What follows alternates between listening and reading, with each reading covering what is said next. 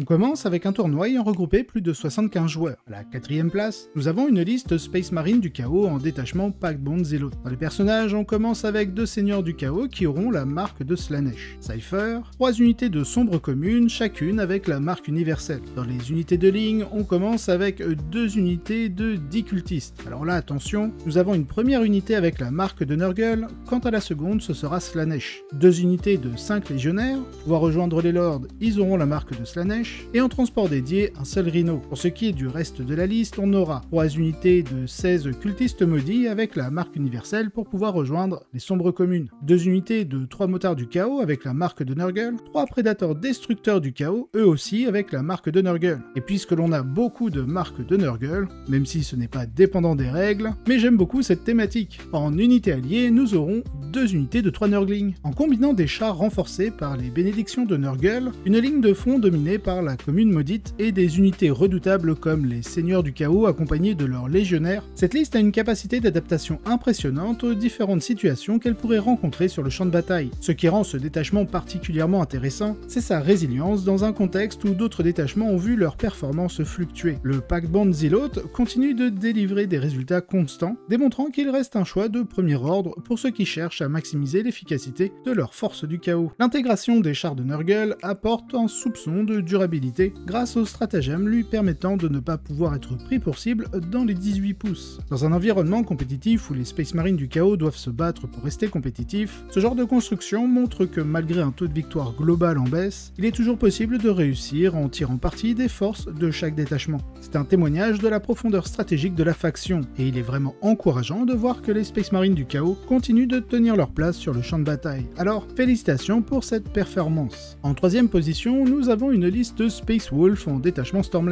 Dans les personnages, on commence avec Canis Wolfborn, un lieutenant avec son arme combinée, Logan Grimnar sur son traîneau de Père Noël en tant que seigneur de guerre, 2 chefs de bataille garde-loup sur Loup-Tonnerre dont l'un aura l'optimisation, instinct du chasseur. À cela, on rajoute un seigneur loup sur Loup-Tonnerre. Du côté des unités de ligne, on va avoir une unité de 5 intercesseurs, car pouvoir stick un objectif est plutôt appréciable dans une méta où on peut encore rencontrer quelques tirs indirects. Pour ce qui est des autres unités de la liste, on aura une unité de 5 intercesseurs d'assaut avec leurs réacteurs dorsaux, 2 gladiateurs lanceurs, une unité de 5 scouts, 3 unités de cavalerie Loup-Tonnerre évidemment, et on finit avec 2 unités de 5 Wolfen. La stratégie d'emprisonnement des Space Wolf est toujours aussi redoutable et continue de faire des ravages dans les tournois. Dans cette version, l'intégration des gladiateurs lanceurs apporte une dimension supplémentaire à la liste, en lui offrant des réponses efficaces aux véhicules de transport et plus généralement aux blindés adverses. Cette modification est extrêmement intéressante car si l'on devait pointer une faiblesse des Loup-Tonnerre, ce serait peut-être son approche parfois trop centralisée où l'efficacité repose souvent sur quelques unités clés. Cependant, cette version vient briser cette dynamique en diversifiant les menaces et en élargissant les options stratégiques disponibles. Grâce à l'ajout des gladiateurs lanceurs, l'armée peut désormais engager et neutraliser des cibles importantes, bien avant qu'elles ne deviennent une menace réelle, ce qui permet de maintenir la pression sur l'adversaire tout en minimisant les risques pour les unités principales. De plus, voir les Space Wolves continuer de briller alors que la campagne de Paria Nexus avance est particulièrement gratifiant en tant que fan de la faction. Alors, félicitations pour ce bon résultat. À la seconde place, ce sera une liste tyrannide en détachement flotte d'invasion. Dans les personnages, on commence avec la mort subite. Ensuite, un tyran des ruches, à pied, en tant que seigneur de guerre, avec l'optimisation adaptive biologie. Un euro-tyran. Du côté des unités de ligne, on va avoir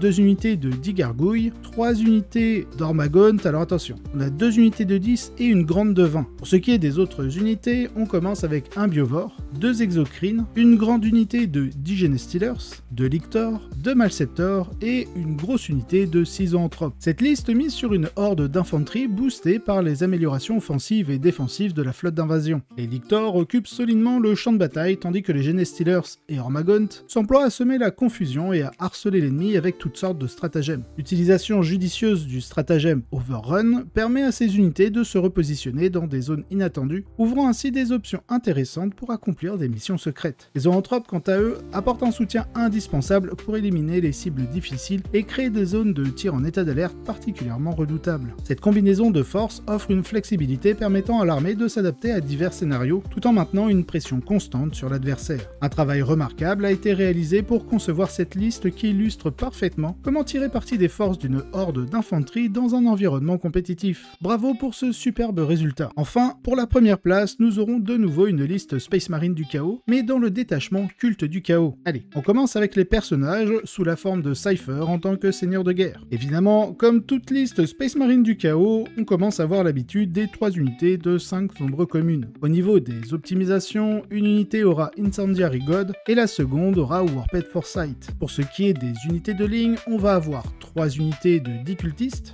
5 unités de 10 Traitor Guardsmen, et pour ce qui est du reste, on aura les 3 unités de cultistes maudits, 2 unités de Vindicateurs du Chaos, un Ferocentaurus avec les Ectoplasma Cannon, et enfin en unité alliée, 2 unités de 3 Nurgling. Cette liste illustre bien comment l'ajout de quelques unités de tir dans une armée de cultistes du Chaos en mode rush ou sacrifice pour emprisonner l'adversaire peut transformer une force déjà redoutable en une machine de guerre bien huilée. Cette combinaison crée une dynamique où les cultistes peuvent se précipiter en avant pour occuper et harceler l'ennemi, tandis que les unités de tir plus lourdes suivent pour apporter le coup de grâce là où c'est nécessaire. L'armée ne se contente plus de simplement submerger l'adversaire par le nombre, elle devient capable de manœuvres plus complexes, de tenir le terrain avec une meilleure assurance et de répondre aux contre-attaques ennemies avec une force de frappe significative. Cette approche équilibrée témoigne d'une compréhension profonde des forces et des faiblesses de chaque unité, et montre comment une stratégie bien pensée peut transformer une armée d'apparence faible en une force à ne pas sous-estimer sur le champ de bataille. Le succès de cette liste lors de l'événement est une preuve claire de l'efficacité de cette approche. C'est une réalisation remarquable qui montre que même au sein des forces du chaos, la combinaison de la puissance brute et de la stratégie peut mener à une victoire éclatante. Alors bravo pour cette victoire bien méritée et pour l'ingéniosité dont fait preuve cette composition. Nous passons à un tournoi ayant regroupé plus de 65 joueurs. À la 4e place, nous aurons une liste taux en détachement Retaliation Cadre. Dans les personnages, on commence avec le commandeur Farsight, ensuite la commandeur Shadowsun en tant que seigneur de guerre, et d'un commandeur Colstar équipé d'un cyclic ion, de 3 fusion blasters et de 2 drones boucliers. Du côté optimisation, ce sera le Starflare Ignition System. Pour ce qui est du reste de la liste, on aura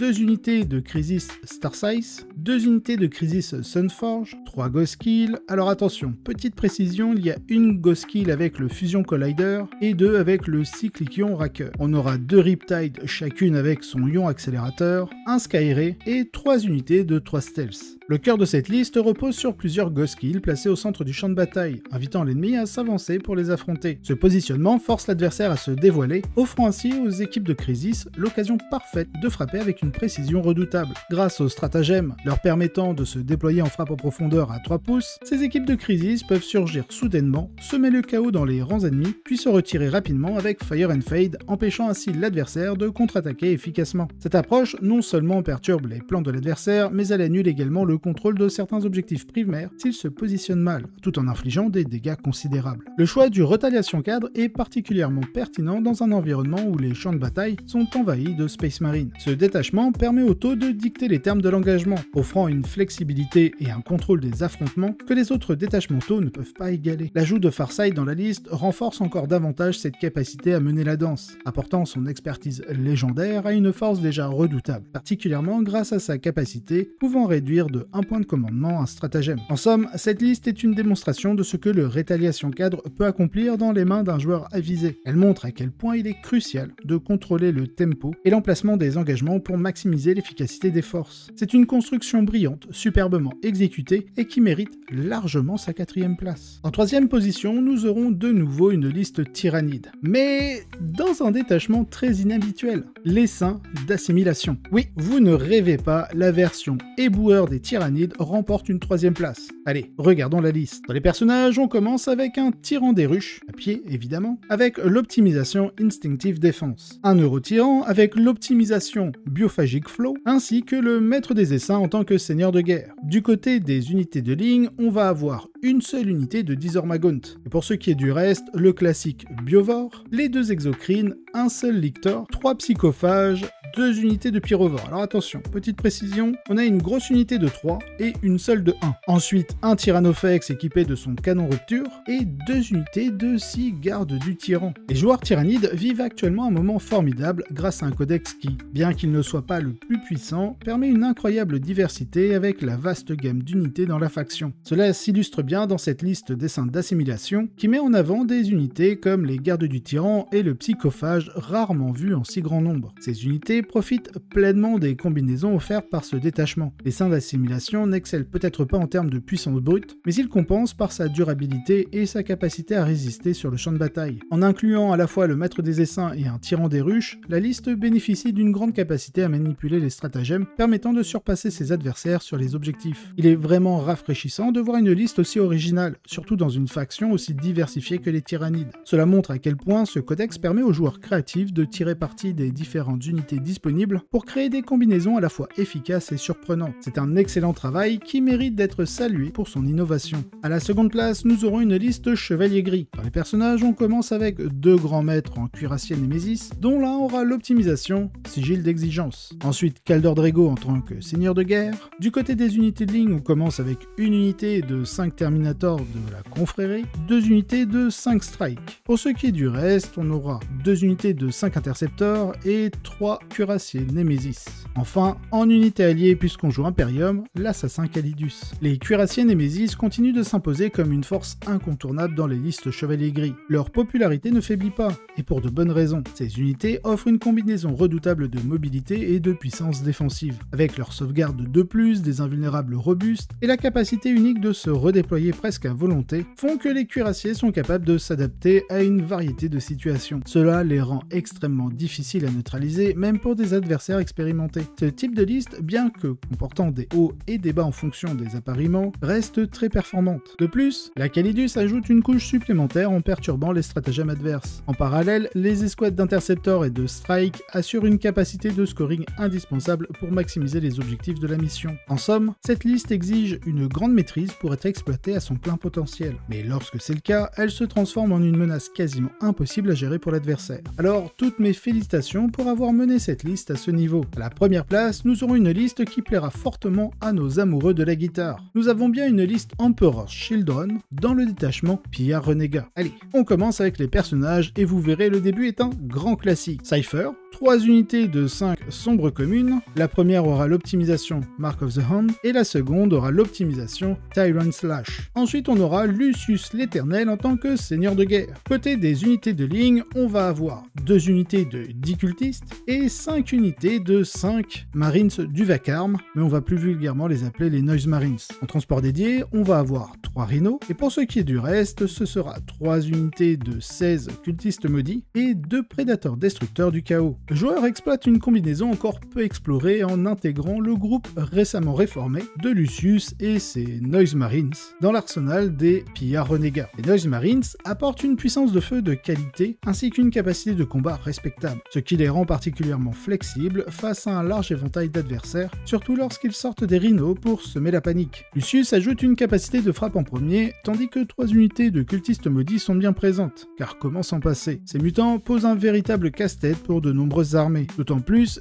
qu'ils bénéficient du mouvement scout grâce à l'optimisation Mark of the Hand. Même si les pillards renégats ont vu leur popularité diminuer quelque peu, cette construction démontre brillamment qu'il reste encore beaucoup de potentiel à exploiter. C'est vraiment un excellent résultat qui mérite toutes les félicitations. Si vous avez apprécié cet épisode, n'hésitez pas à liker, vous abonner et laisser un commentaire. Cela aide énormément au développement de la chaîne, et je remercie tous ceux qui le font. Si vous voulez avoir les épisodes en avance et sans publicité, vous retrouverez en description le lien directement vers ma page Tipeee, ainsi que d'autres contreparties. De plus, vous aurez un lien d'affiliation du partenaire de la chaîne, My Hobby Place, si vous souhaitez passer commande. Allez, sur ce, je vous souhaite un excellent wargame.